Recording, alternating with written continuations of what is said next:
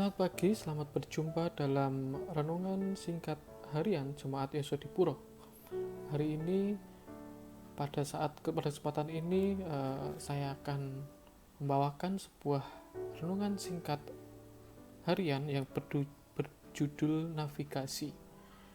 Bagaimana ini berkorelasi dengan kehidupan kita hari lepas hari, kita akan bahasnya. Mari kita berdoa. Bapa di surga, terima kasih Bapa, Engkau memberkati kami, menyertai kami dalam kehidupan kami. Biarlah kiranya penyertaan-Mu selalu menjadi kehidupan kami. Biarlah Engkau selalu menjadi kompas, batu penjuru dalam kehidupan kami. Dan kami pun selalu terpaut kepadamu, kehendak-Mu selalu jadi dalam hidup kami. Di dalam nama Tuhan Yesus kami berdoa dan mengucap syukur. Amin.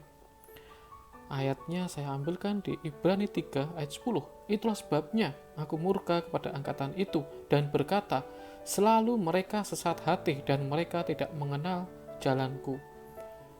Satu kali saya berada di sebuah tempat yang tidak pernah saya datangi sebelumnya dan saya adalah baru di daerah itu. Saya mulai mengandalkan berbagai hal untuk bisa menuju ke tempat yang saya tuju di kota itu. Karena saya baru, otomatis saya tidak mengerti. Saya bertanya kepada kanan kiri saya, bagaimana saya bisa menuju ke tempat itu. Akhirnya saya mendapatkan sebuah clue atau mendapatkan sebuah petunjuk. Saya dibilang, Bapak tinggal mengikuti angkot 01, silahkan ikuti, maka Bapak akan berhenti tepat di depan daerah atau rumah atau tempat yang Bapak ingin tuju itu. Oke, saya mengikuti saran itu.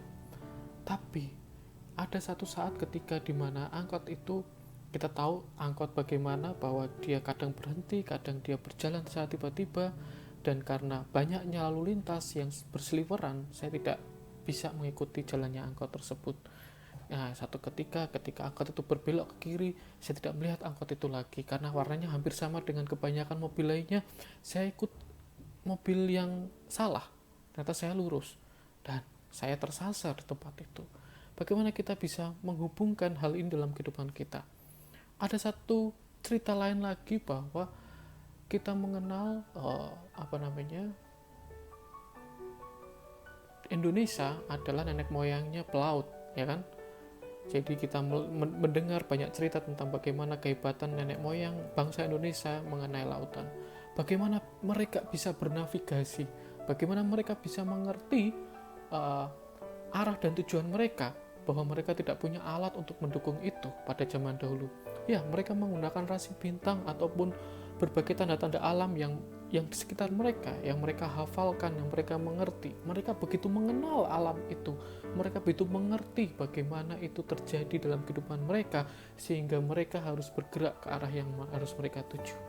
Nah, Ibrani 3 ayat 10 mengatakan, itulah sebabnya aku murka kepada angkatan itu dan berkata, selalu mereka sesat hati dan mereka tidak mengenal jalanku.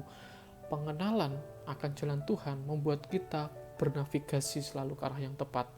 Navigasi yang harus kita tuju adalah surga. Tempat yang harus kita tuju adalah surga. Bagaimana kita bisa ke sana?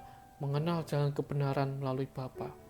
Ya, pada kesempatan kali ini saya ingin mengajak kita semua merenungkan hari lepas hari dalam kehidupan kita, bagaimana kita mengenal Bapa dalam kehidupan kita, sehingga Bapa bisa menjadi batu penjuru dan kompas dalam kehidupan kita. Apakah alat bantu navigasi yang dapat membantu perjalanan rohani saya? Apakah saya akan perhatikan ataukah saya akan terombang-ambing? Sama seperti dalam kehidupan, saya harus memperhatikan isyarat yang dapat diandalkan atau saya akan segera hilang. Ya, kita mengenal Tuhan melalui firman-Nya. Bagaimana kita bisa mengenal Tuhan kalau kita tidak mengenali firman-Nya? Dari situlah kita menemukan petunjuk bagaimana kita menavigasi kehidupan kita ke kehidupan yang Tuhan inginkan. Bagaimana kita bisa menuju kepada kehendak Tuhan. Itulah kita mengenal jalan kebenaran melalui firman-Nya. Biarlah kiranya renungan singkat ini membawa iman kita semakin hari semakin dekat kepada Tuhan, Saya bawa dalam nama Yesus. Amin.